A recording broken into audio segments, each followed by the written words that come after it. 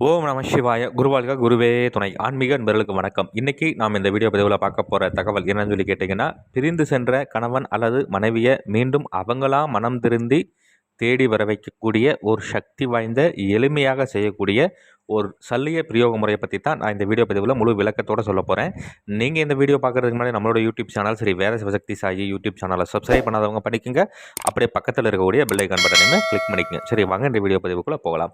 அதாவது இன்றைய சூழ்நிலைக்கு நிறைய நபர்கள் ஃபோன் பண்ணி கேட்குறது என்னென்னா, சாமி இந்த மாதிரி வந்து என்னுடைய கணவன் என்னை விட்டுட்டு போயிட்டாரு, இந்த மனைவி விட்டுட்டு போயிட்டாங்க, இல்லை வேறு ஏதாவது வந்து இந்த கள்ளக்காதல் இந்த மாதிரியான அஃபேரில் இருக்காங்க, இல்லை வேறு யாராவது சொல்லி கொடுத்து பிரித்து வச்சுருக்காங்க, இல்லை வேறு ஏதாவது ஒரு வசிய கட்டில் இருக்காங்க, அப்படிங்கிற மாதிரியான விஷயத்துக்குலாம் நிறைய பேர் ஃபோன் பண்ணி கேட்குறீங்க.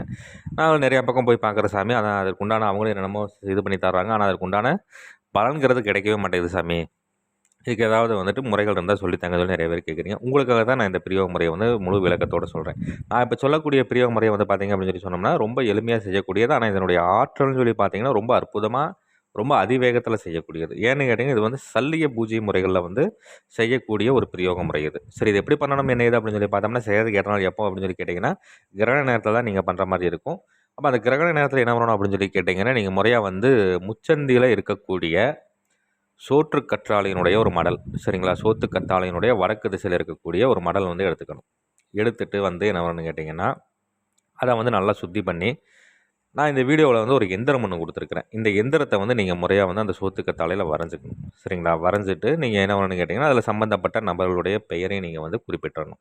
யார் வந்து உங்களை தேடி வரணுமோ அவங்களுடைய பேரையும் அதில் வந்து குறிப்பிட்டுட்டு, நீங்கள் முறையாக அதற்கு மேலே வந்து ஐங்கோள தைலம் வந்து தடவி விட்டுறணும். ஐங்கோள தைலம் எப்படி செய்யணுங்கிறது இதுக்கு முன்னாடி ஒரு வீடியோவில் கொடுத்துருக்கேன், அதை பார்த்து தெரிஞ்சுக்குங்க.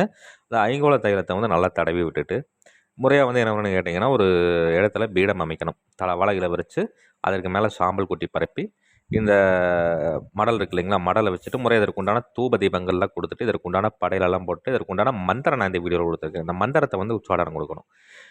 கிரகண நேரம் முடிகிற வரைக்கும் நீங்கள் இந்த மந்திர உச்சாடனம் கொடுக்கணும். சரிங்களா, எத்தனை டைம் முடியுமோ அத்தனை டைம் நீங்கள் வந்து மந்திர உச்சாடனம் கொடுத்துக்கிட்டே இருக்கலாம்.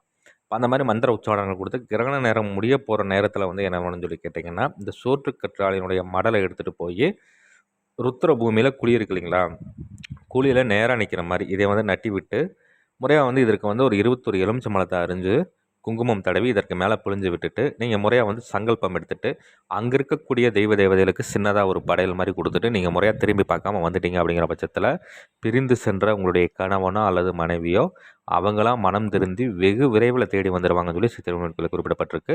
இதை முறையாக தக்கன குருமால்கிட்ட ஆலோசனை பண்ணிவிட்டு செய்து பலனடைஞ்சு பாருங்கள். நன்றி. மீண்டும் வேறு ஒரு நல்ல தகவல் கொண்ட வீடியோவில் உங்களை சந்திக்கிறேன். அதுக்கு முன்னாடி நம்மளோட யூடியூப் சேனல் ஸ்ரீ வேத சிவசக்தி சாயி யூடியூப் சேனலை சப்ஸ்கிரைப் பண்ணாதவங்க பண்ணிக்கோங்க. அப்படியே பக்கத்தில் இருக்கக்கூடிய பெல் ஐக்கான் பட்டனையுமே கிளிக் பண்ணிக்கோங்க. சரி, நன்றி, வணக்கம், வாழ்க வளமுடன். ஓம் நம சிவாய. குருவாழ்க குருவே துணை.